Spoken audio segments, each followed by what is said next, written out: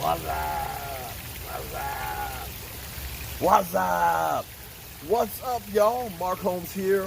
And as always, I want to thank you guys for watching, commenting, subscribing, and being part of the Joe Blue Sports Report. Without you guys, this literally does not work. And welcome to the afternoon feeding frenzy.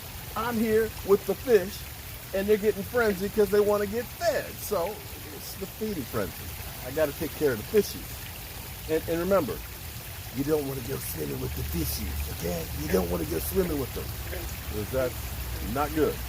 So, I'm out here. It looks like it's going to rain again, so let me get this done before it pours down rain. Speaking of feeding frenzies, my man, the playmaker, Michael Irvin, was going crazy. I mean, he was basically having a feeding frenzy, talking about the Dallas Cowboys offense, literally going to have a feeding frenzy. He's excited. I mean, he's as excited as I am. So I want to show you guys this clip, and then we'll talk about it when we come back. But I love it when the playmaker gets excited. I mean, and he's excited. He's really excited. Okay, go check it out. Check it out. Then come on back, okay?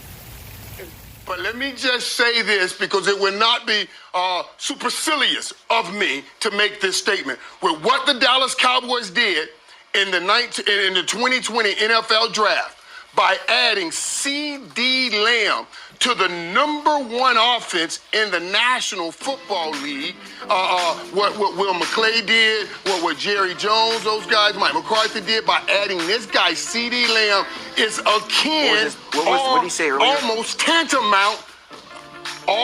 tantamount to Kevin Durant being added to a 73-win Warriors team. Coach, stop asking in my ear what I said. I said supercilious. That means it wouldn't be arrogant or out of hand for me to say it. That's what that means. I'm giving it to you. I hear you in my ear gate asking other people. I don't mind educating the people. This is why I am back. I'm going to educate you, and that is not being arrogant to say adding him is like Kevin Durant being added to that Warriors team, especially offensively. They were already great offensively, and they got one of the best players and one of the best young talents at wide receiver in the National Football League. It is crazy what the Dallas Cowboys have an opportunity to do. And this is the last thing I will put on this. I know if I'm in that locker room, I love that Amari Cooper said everybody gets 1,000 yards. Hey, listen, I ain't mature that fast. I did not mature that fast. You could have never got me to say that. I was going to tell you those guys can have what I leave on the table. That's the crumb that they will eat. But I love that Amari Cooper went right out there. All of them can go and get 1,000 yards in this new NFL, and this offense will take off. That defense will have to step up and show up for the Cowboys, and I believe they can. Did you like that clip? Oh, my goodness. The playmaker is excited. Now, the comparison, of course, is between the 90s Dallas Cowboys and, of course, 2020's Dallas Cowboys. When you think about it, Dallas Cowboys, dominating offensive line. You know, they were just talking about Zach Martin, second best guard in football. You got that. Tyron Smith, when he's able to play, is still one of the best tackles in football. And La'el Collins, don't sleep on La'el. La'el showed up and showed off last year. Should have been a Pro Bowler. And I'm going to say Joe Looney Tunes, he slimmed down, and he looks like he's ready for business. So you got a pretty good offensive line. I don't know that it's as good as the Great Wall of Dallas. I'm not ready to go there yet, but we'll see. Because, you know, losing Travis Frederick is huge. And there's still some questions about Connor Williams, you know, with the injuries 2 years in a row. But we've got some young pups that are in there as well. So you got that. You got your running back in Zeke, you know, just like you had in Emmitt Smith. And you got, of course, a quarterback. And I know the haters are going to be, oh, here he goes. You're trying to say Troy Aikman. Well, let's be honest now. You look at Troy Aikman's first 3 years, they were nothing special. I'm sorry. I know you don't want to hear that, but they were nothing really that special. Now, this is one of the most accurate passes in football history. But as Michael Irvin was saying, you know, I'm not leaving. I'm not worried about anybody else getting theirs. I'm gonna get mine, and you guys get the crumbs that are left over. But let's stop here for a second. Because the amazing thing is, when we think about how great Troy Aikman and that offense was, do you realize that there was only one season of Troy Aikman that he had more than 20 touchdown passes? Yeah. Only one season. That offense was predicated on distributing the ball all over the place, being able to run, the deep ball, and just literally picking people apart. So when you say, I'm trying to make sure I get mine, you got to understand, if they're only throwing for 3,000 yards in a season versus 5,000, there ain't that much that's left over. But Amari Cooper realizes in today's football, which has evolved, okay? Don't get it twisted. I'm trying to say Troy Aikman wasn't a good quarterback, because Troy Aikman was a great quarterback. But different era. Because of the change in the rules where you can't touch the wide receiver, you're going to get a foul. You can't touch the quarterback, you're going to get a foul. It behooves you to pass the ball more, in which case teams pass the ball more. So, understand, I'm not throwing shade on anybody. Just saying, when you're throwing for almost 5,000 yards, there's a lot of eating that can go around. And with this offense, there's a lot of eating that can go around.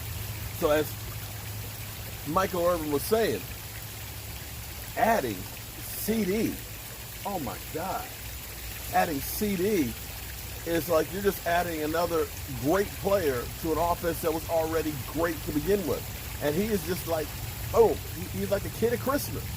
They got everything that he wanted. He just don't know what package to open up first. And I kind of have to agree with them on that the potential is there. Now, we've got the whole pandemic that's kind of happened. Some of that may slow down the maturation of the new offense. I think it's going to be more dynamic. I think it's going to be definitely something for us to enjoy watching. I can't wait to see it. And there seems to be a revisionist history that's kind of going on right now. I don't know if you've noticed this or not. Before it was all about trash Dak Prescott, trash the Dallas Cowboys, trash their offense, that they're not a good team. Now what we're hearing, of course, is the Cowboys, they kind of underperformed last year. They underwhelmed. They should have been better than what they were. And instead of people saying that Dak Prescott isn't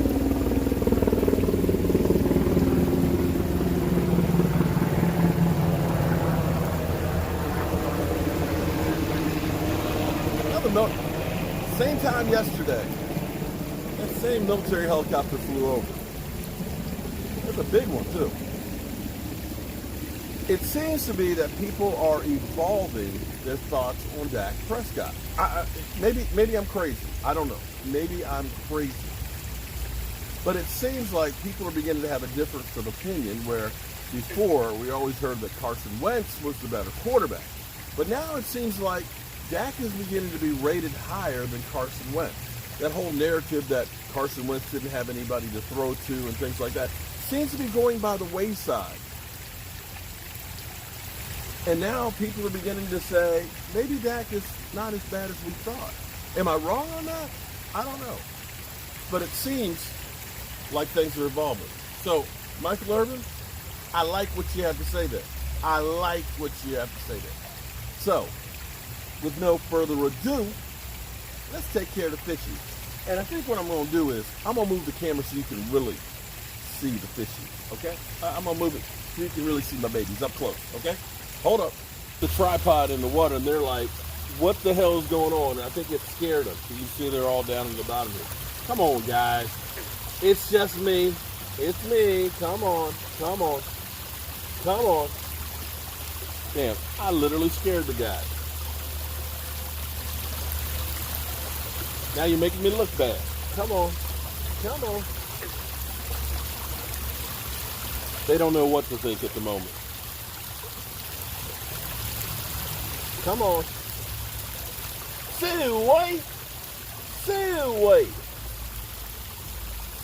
Wait. Yeah, I just scared them, but putting that in the water.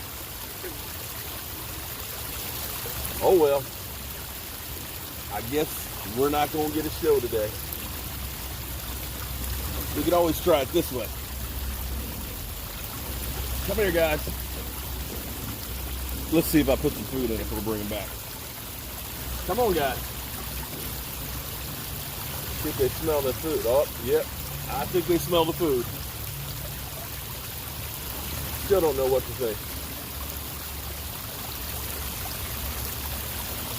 Sorry. Just trying to get the right angle, and I messed it up. Come on, guys.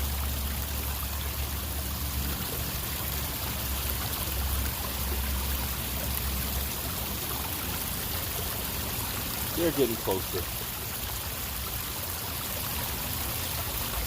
Oh, so you're going to be the first one. The little baby one. Come on, guys.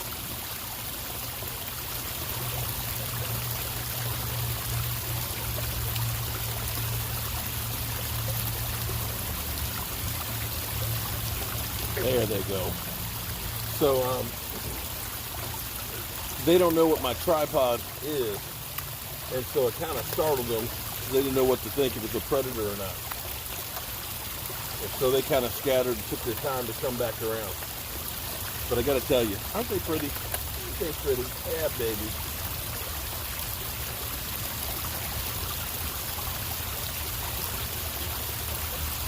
Yeah. All right, guys. Hope you guys are having a great day. And maybe, just maybe, we'll be having some NFL football. And I hope that the playmaker is 100% right. I'm Mark Holmes, and well, you've been part of the Feeding Frenzy. See you soon.